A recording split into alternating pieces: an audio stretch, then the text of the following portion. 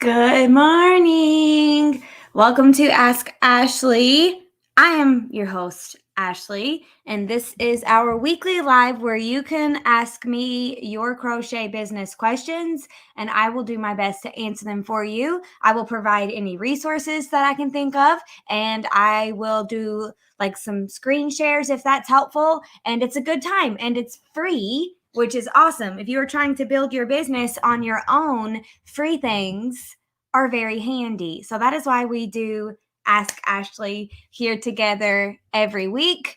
And I love it. It's probably my favorite thing to do each week. I just took a drink of Dr. Pepper.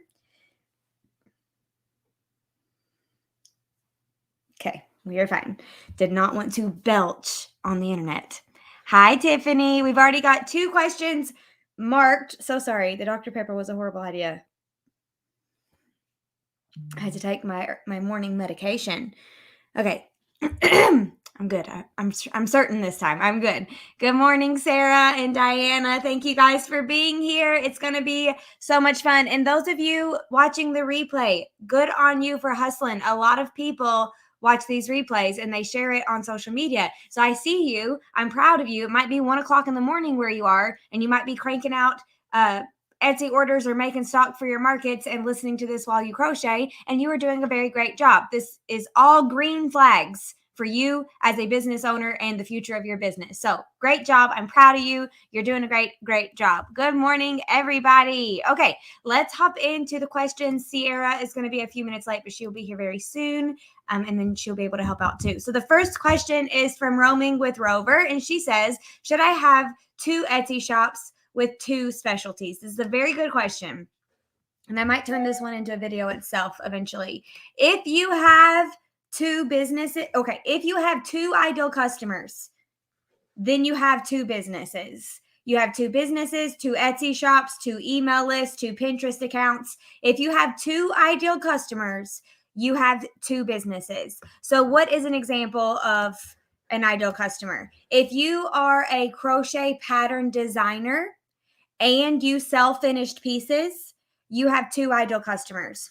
Crocheters are your design ideal customers, and then people who buy finished pieces are your finished pieces ideal customers. And we would want to niche that down further. That's not specific enough. It depends on the types of products that you sell, who your ideal customer is. So if you sell baby bibs, bitty boho bags, maybe cute little baby rompers, passy clips, little baby hats, then you have a baby shop, and your ideal customer is people who buy things for babies. It could be very specific to moms, millennial moms, single moms. It could be specific to grandparents. It could be specific to single girl dads. Like you can make it as niche as you want, and the nicher the better.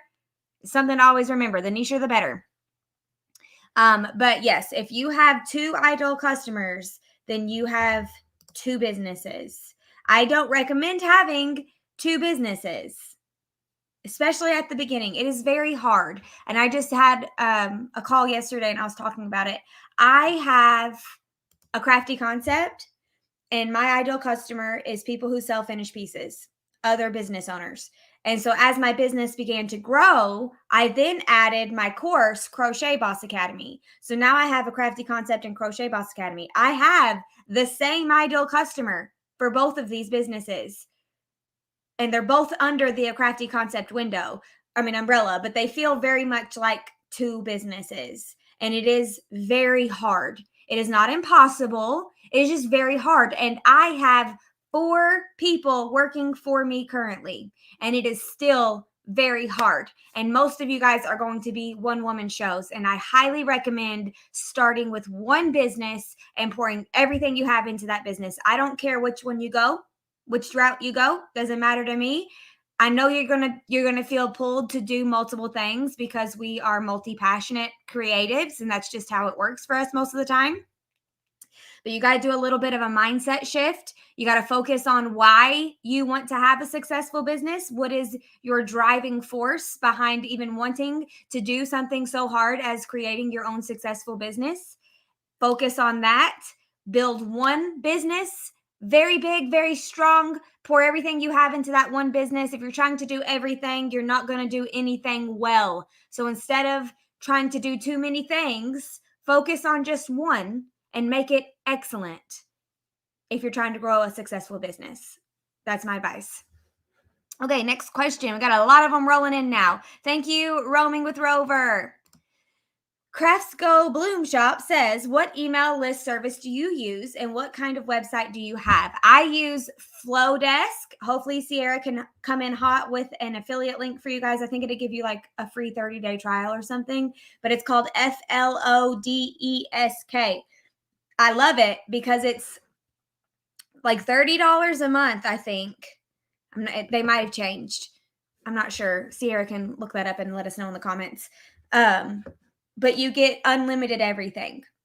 With other email service providers, they're in tiers. So there's a free version, but you get less things. And then you have to pay based on how many subscribers that you get. So if for some reason you get 100 subscribers overnight, that could bump you up to the next pay thing without your knowledge. So I was on MailChimp for years. I liked it.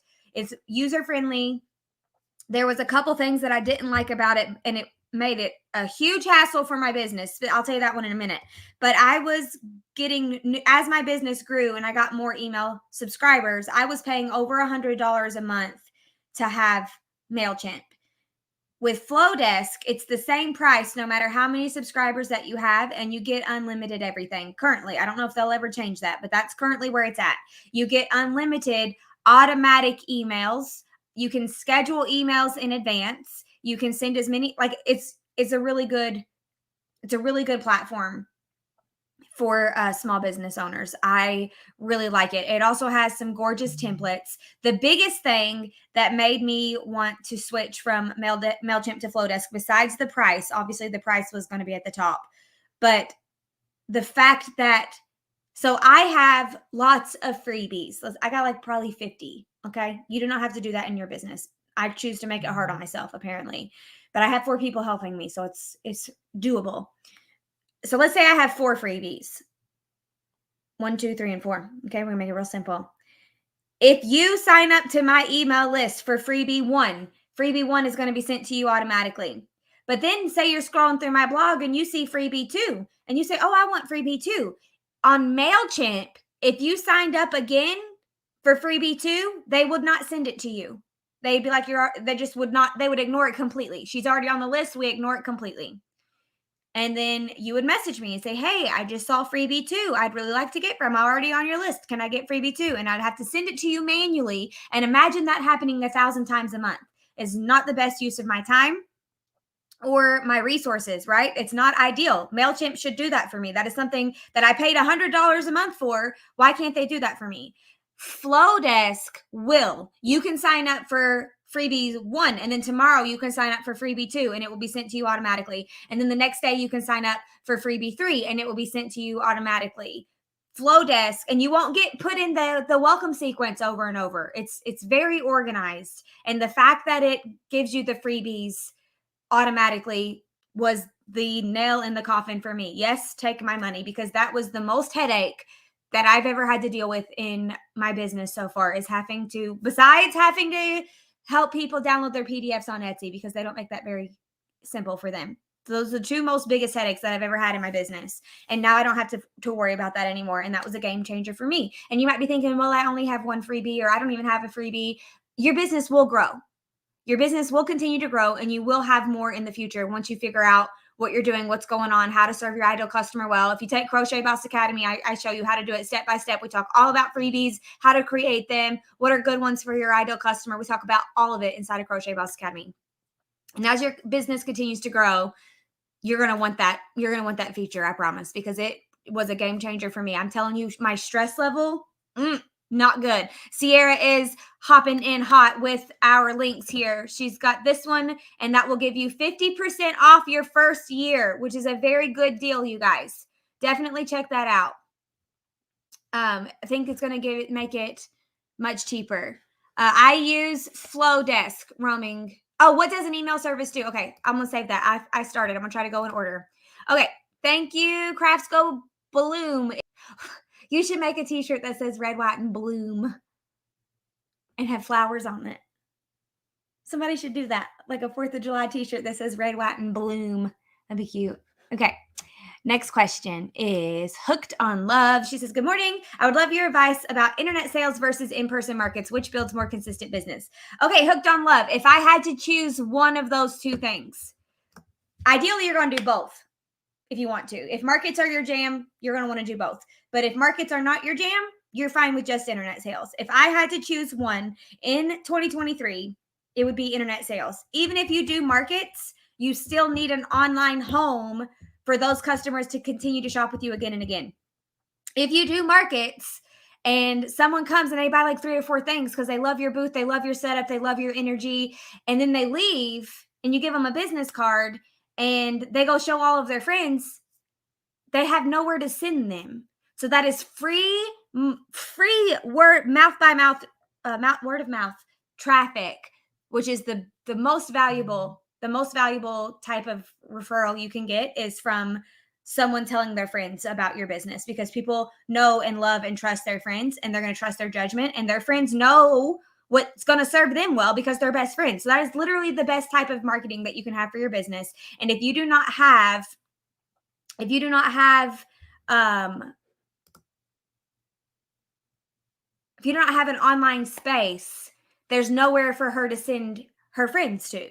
So it just cuts it off. It cuts it off at the knees, and then all the growth and all the potential sales are completely gone. So you need a home online space, ideally a shop, so they can go and continue to shop with you, so they don't have to wait till next year's market, right? They can continue. If you have a very niche shop, let's say you sell little girl accessories and it's perfect. Your branding is perfect. Millennial little girl moms is your ideal customer. You speak directly to her and she's obsessed with everything that you sell. If I come to you, I'm the millennial girl mom, and I come to your market and I see your shop and I buy 4 things for my little girl and I love it. And then I have a baby shower coming up for my best friend. I'm like, oh, I want to get her one of these bibs. I can't find you. You need an online space. So I might buy a bib for every one of my millennial girl mom friends. There could be 20 bibs that I eventually buy from your shop because I loved meeting you at your market. So if you do not have an online shop, none of that will happen. It's very important. I recommend the fastest, easiest route in all things in business. I want you to choose the fastest, easiest route to get started, because if it's too difficult or if you nitpick it apart, you won't start. So that's why I recommend Etsy. It is quick, it is easy, it is inexpensive, it is free to start. If you get a referral link, which Sierra will pop in the comments for you here today to give you 40 free listings. It's a whole thing. I have some old Etsy videos on my YouTube channel that definitely need to be updated because Etsy has now updated how you do stuff, but the content is still good. Like the information that you're going to hear is still really good. You can check those out. I would start with video 1, Sierra. It is on, if you just search Etsy and then look for video 1, it's going to be really good for your business. Now, you also need like an Instagram. Even if you aren't prepared to post on it regularly, you need one as a home base for people to tag you when they share products, so their friends know where to go. You need an Instagram linked to your Etsy shop. That is the bare freaking minimum. If you can do that and nothing else, and make a post that says coming soon or something, I don't know, maybe not that. Or like under construction, and our Instagram is under construction. We have a big plan in the next couple weeks. Right now, it's a placeholder. I don't know, but let them have a place to tag you when they share about it on Instagram, on the internet, right? And then when they click on that, they need to be able to get to your shop, strangers. So have your shop linked there as well. Okay.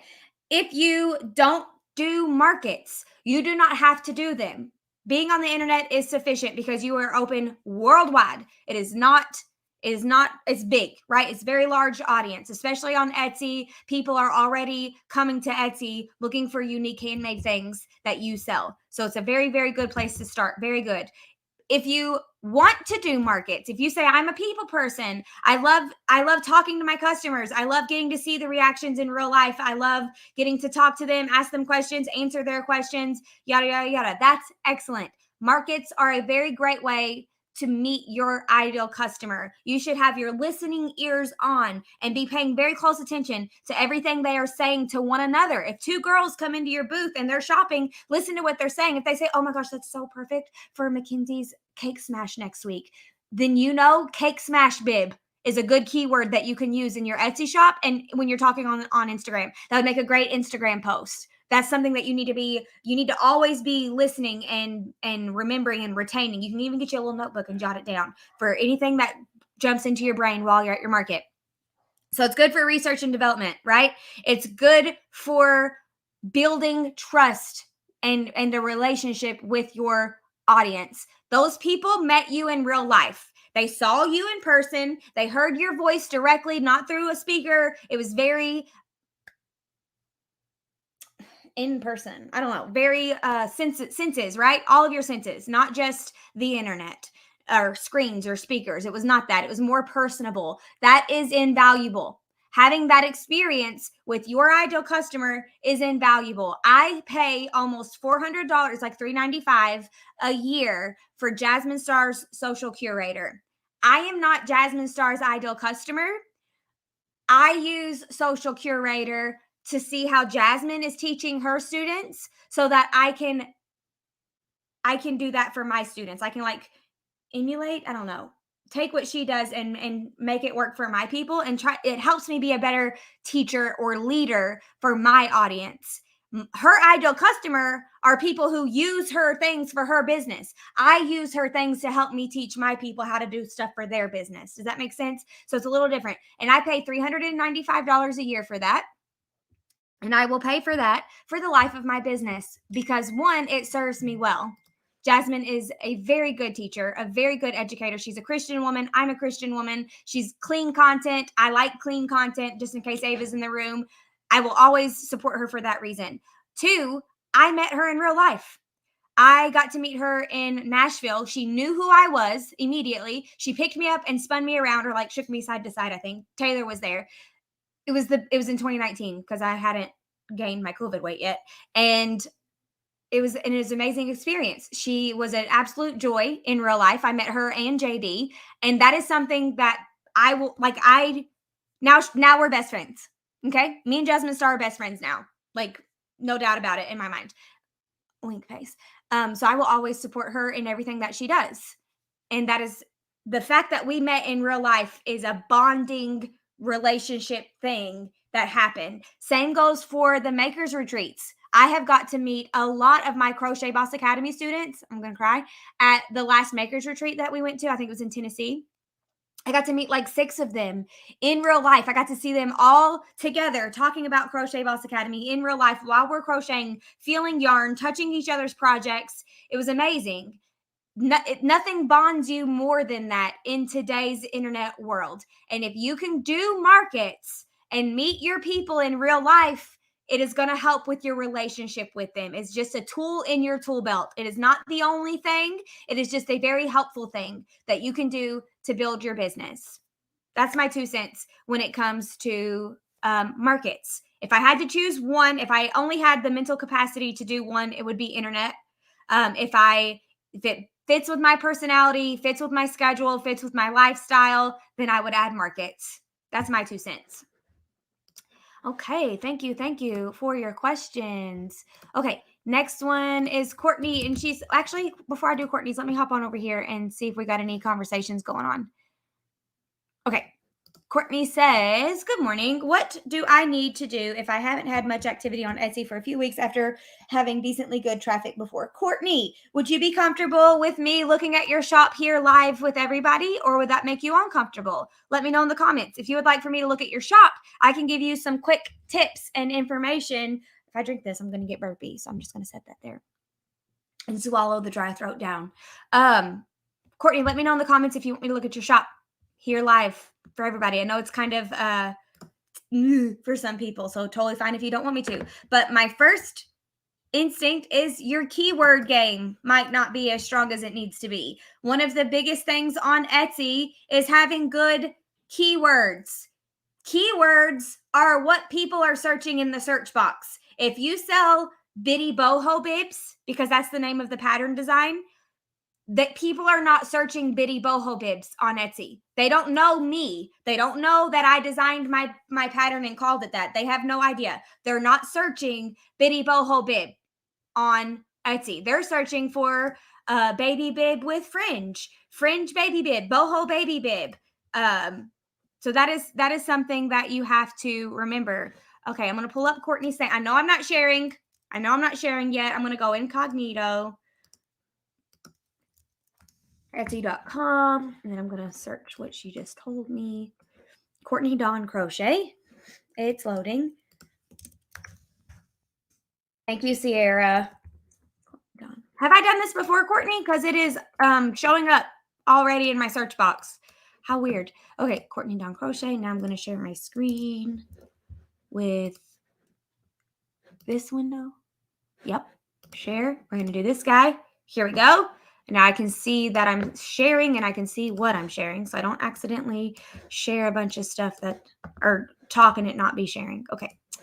Courtney, first off, adorable banner. Super cute. Courtney, are you inside Crochet Boss Academy perchance? This is precious. I love the groovy that we got going. Your font, your flowers, this little line, all of it's perfect. These pictures up here are perfect. This is very Crochet Boss Academy behavior. So you might be in Crochet Boss Academy. If not, you are doing a stellar job at researching on your own. She's not. She's not yet. Stellar job.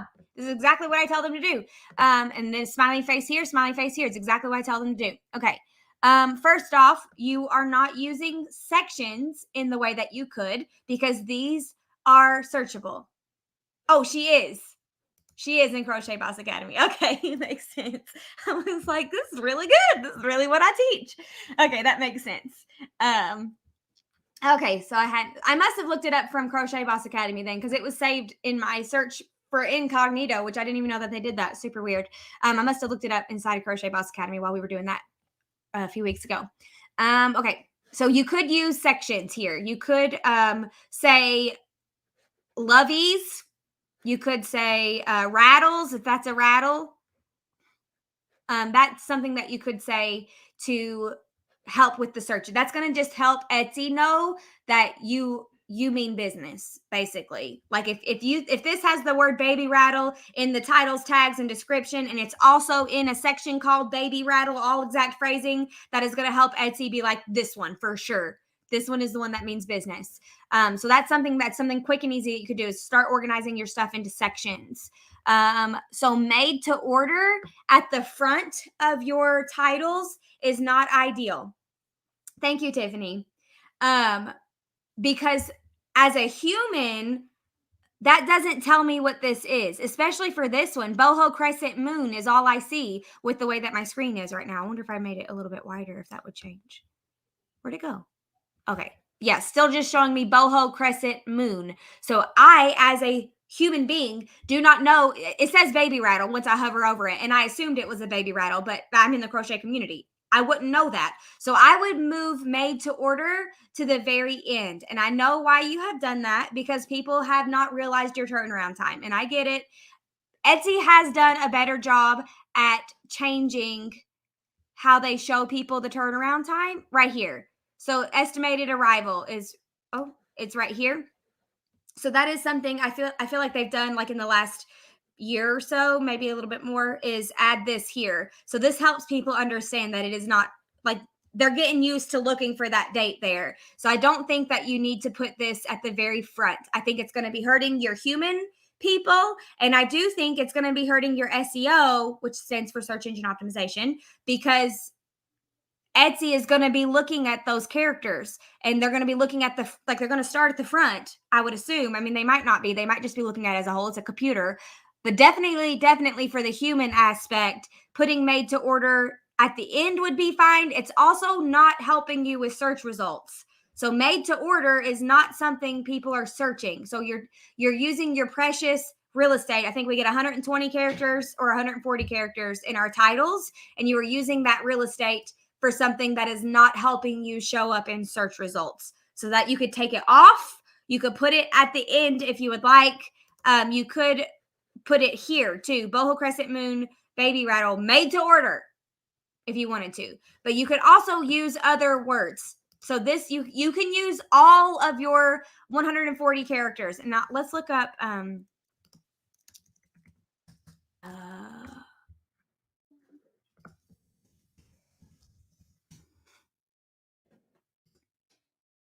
okay, so this is one of my listings, and I'm using all of the characters.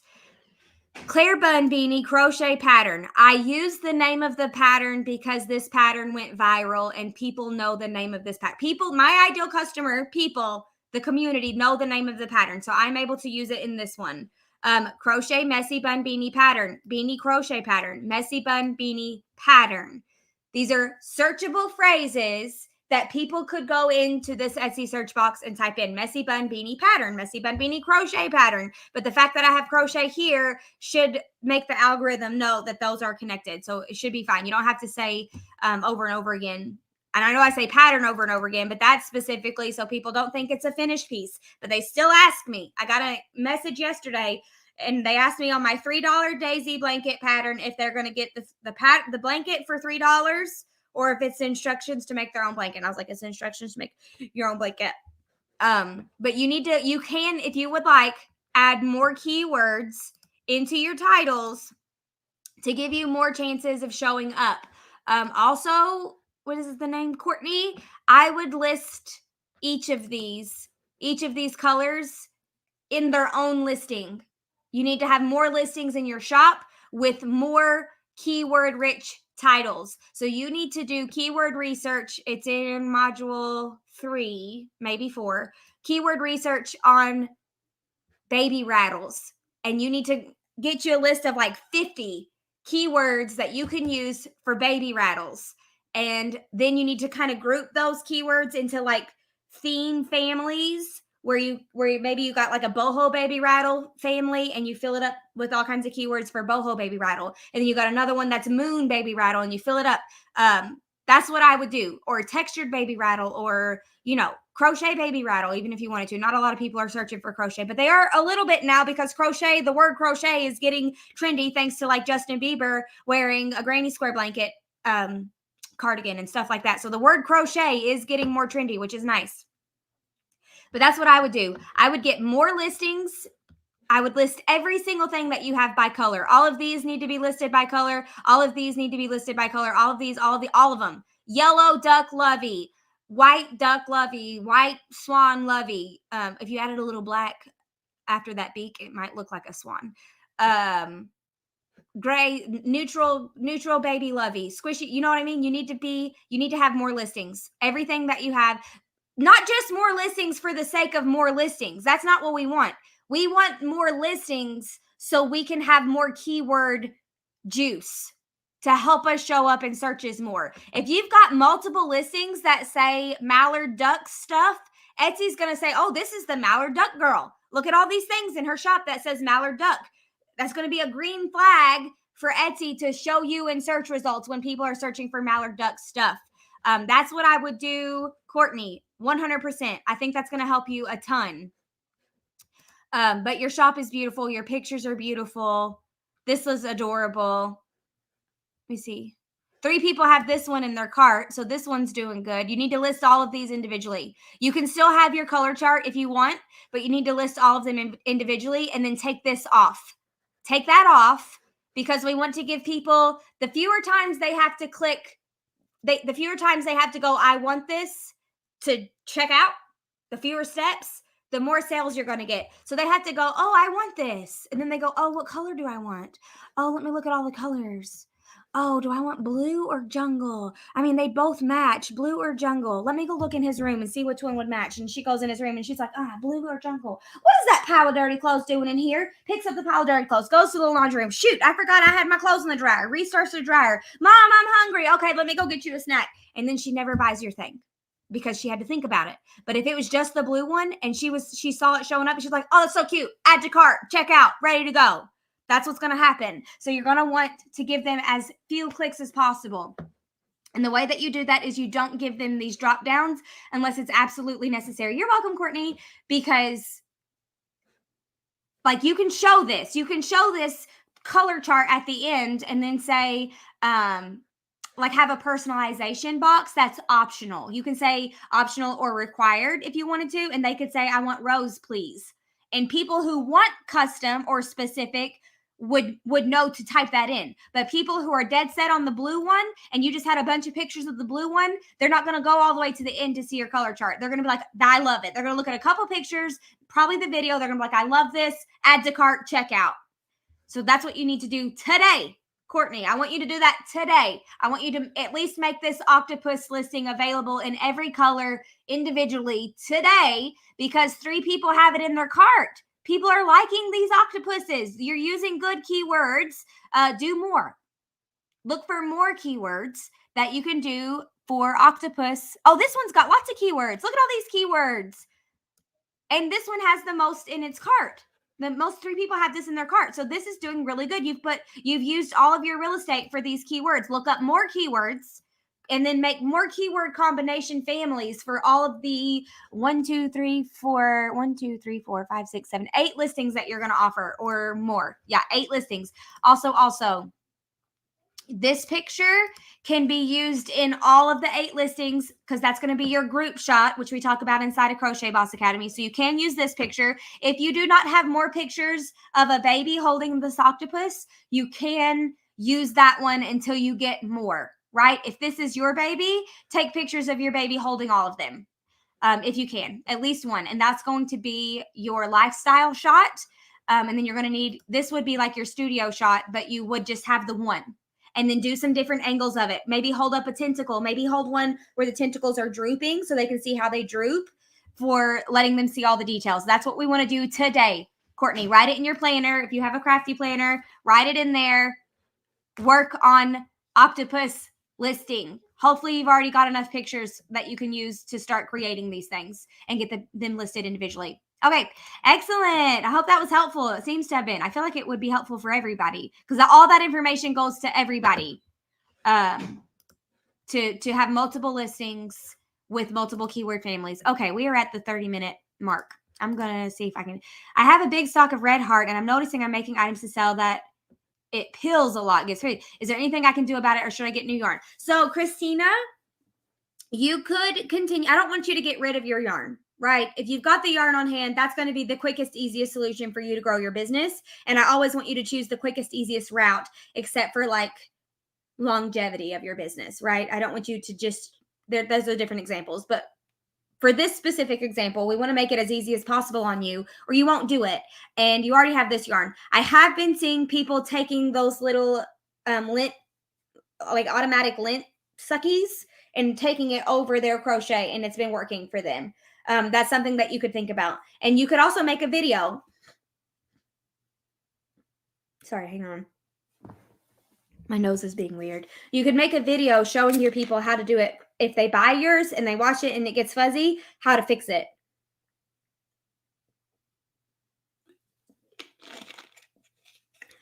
But I would word it in a way that's saying, hey, this is a helpful tip for you. I wouldn't word it in a way that's like, I'm so sorry that your things get fuzzy after you wash it. It's horrible. It's the yarn. There's nothing I can do about it, the yarn, but there's something that you can do. And if you buy this expensive thing, I know I hate that you have to buy another thing. So that's bad messaging, right? You need to say, did you wash your octopus levy and it got fuzzy? No problem. One of these inexpensive lint roller things that you can get at the Dollar Tree for $3 is going to be your best friend. Run this over your levy one time and it's going to look brand new. I hope you have so much fun giving new life to your kids' favorite toys, right? We're gonna use positive words, and that's gonna help. That would be my best tip. Now, if you want to switch to a low pill yarn in the future, Yarn Bee Soft and Sleek from Hobby Lobby is my main bay, hands down, 24/7, 365. Yarn Bee Soft and Sleek from Hobby Lobby. It is a low pill, and I love it so much. It's very soft. I've been crazy busy prepping for my first market, and I feel like I'm kind of stalled in my Etsy shop to focus on the market. Any advice for balancing and not neglecting? So, Sarah, it's okay to focus on your market during market season. Your Etsy shop is still going to be hanging out. It's okay. Don't put it on vacation mode. Okay? We don't want to put it on vacation mode. Just extend your turnaround time if necessary. But it's okay to give a couple weeks where you're not adding new listings, right? And then whatever doesn't sell at your market, You can take pictures of them and add them to your Etsy shop, and then just like make them a bunch of drafts. And then once a day, make one go live. Once a day, every day until they're all live. That's going to tell your Etsy algorithm that you are an active shop. If you post them all at once, you are missing the opportunity to tell Etsy you're still active. You know what I mean? So that's what I would do. It's totally fine to do that. Don't go on vacation mode, though. Just extend your turnaround time. What does an email service do? So you can send out, so if you are on my email list, I send out emails every Wednesday for sure, every Friday, most likely. We were trying to do Mondays, but we've gotten away from it, but we need to get back to it. They send out automatically to my list. I have 11,000. I don't even remember people on my list now, and I'm not sending them one at a time. It is a mass send. People have to opt in, so I'm covered legally. I'm not just adding people to my list willy-nilly. They have to opt in. They know what they're getting signed up for. There's a way for them to unsubscribe if they don't want to hear from me anymore. But an email service, it's like a newsletter, and an email service provider is what you need for that, like Flowdesk. What would you say is the most important thing you've done to grow your business? Finding your ideal customer is the most important thing that you can do to grow your business. Because if you're trying to sell something to everybody, you're not going to sell to nobody. You need to find your ideal customer and serve her well. That is going to change everything for you and for everybody. If I want to make stickers for my ideal customer, can I put them in a crochet? Yes, you can, Heather. Same ideal customer, same shop. It's really nice to add things to your product line. Don't do it if you are overwhelmed or stressed, but if you are in a current season of business where you feel like you can easily add some new things to your product line, go for it. If you're not in that season of business, don't feel like you should be. Be very content and settled in the current season of business that you're in, and know that it will change like the wind. Be content and continue to grow, and give yourself time and grace to grow, because your baby steps is going to be what builds you up on a strong foundation. We want baby steps when we're growing our businesses, because if we do it too big, too fast, because we went viral on TikTok, we are not going to be prepared for what's coming. Okay. So if you set it up slowly, when you do go viral, you will be prepared. Okay. And that can happen to any of us at any moment. So that's something to think. Even if you don't post on social media, you can still go viral. Like, I'm not kidding. It can happen at any moment, but we want to be on a strong, sturdy foundation. And that is what I teach inside of Crochet Boss Academy. We are not building our businesses on sand. We are building our businesses on strong, sturdy ground with bricks, not sticks. Okay. So it's a wolves, 3 pigs and a wolf symbolism. But yes, you can. Same ideal customer, same shop. Good to go. Sorry, so burpy. Yes, you should. Roaming with River. You should build your Etsy shop as fast as you can. Not as fast, as soon. Like start immediately. The person I was chatting with yesterday reminded me, I think it was her, might have been an email, reminded me that I used to say the phrase, messy action is better than no action. And I haven't said that phrase in forever, and it is a good phrase, because you need to start. You will learn as you go. You can tweak as you go. You can edit it. You can flip it on its head if you have to. But if you do not start, you will have nothing to edit. You will have no way to learn. You will have no way to bob and weave if you don't start. So yes, you can create your Etsy shop, and you can draft your listings. You can save them as drafts and then make it go live when you're ready. Beth says, what do you suggest using to keep up with how much I'm spending on yarn and how much I sell the item for, to see if I'm actually making anything just starting out? You need a profit calculator, Beth. You can just Google handmade profit calculator, and where you can type in, actually, I think Allura has ALURA. Yeah, I think they have. Let's see, ALURA profit calculator. That's what I'm searching. SEP calculator. Okay, I'm going to copy and paste that into, here we go. There we go. That one will help you calculate with Etsy fees and everything, and the price of your yarn, if you were making money or not. You just do that with every individual product.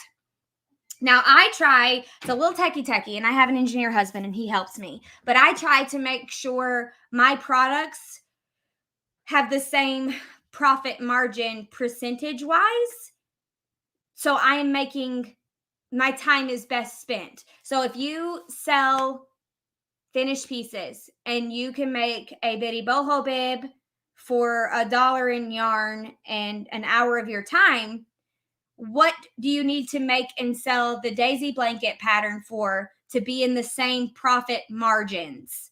That's what I like to know, that if I'm making $2 an hour on this one, I also want to be making $2 an hour on this one. It's going to be drastically different because you have to buy 10 skeins of yarn, and this one takes 2 weeks to make and this one takes an hour. So it's a lot. It's very techie. But the first thing that you want to do before you jump into trying to do same profit margins is you just want to make sure you're in the green. That's what I do. If you are in the green for every single product in your shop, you're going to be making money. That's how my brain works.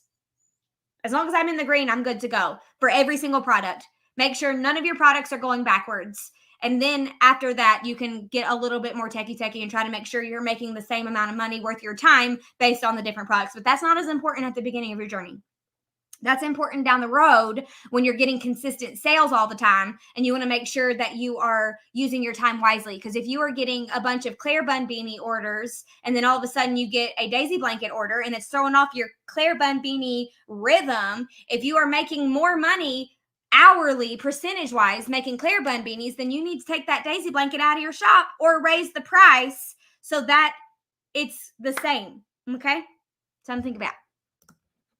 Last question. What is a good ratio of small items and big items to bring to market? Natalie, I have no idea. I don't think there's going to be a specific number for anybody.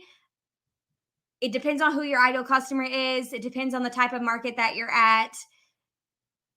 Are you going to a bougie market, or are you going to like a market with a bunch of free music, free ice cream, free food trucks? Like if you're going to a market with a bunch of free stuff, people are coming there with the mindset that they want that free stuff. So cheaper stuff is probably going to do better at that market. Things that they can put in their purse is going to do better at markets like that. If you are selling big honking things that they got to carry around with them, that's probably not ideal if they're going to do all the free stuff. But if it's a quick come in, do your market, and then go get in your car, you can sell bigger stuff, because they are going to go straight to their car. It's not an outside festival with carnival rides and water balloons. And you know what I mean? It's not, they don't want to carry around big stuff at that. So pay attention to the type of market that you're going to be at and who is going to be shopping at that market and who the market people are advertising to. Because if they are saying free food trucks, come hang out, you're going to get a bunch of people that are not there to spend money. They are there for the free food trucks. That's it. They're going to be like, oh, that's nice, but they're not there to spend money. And you might be able to get them to buy a $3 bumblebee. You know what I mean?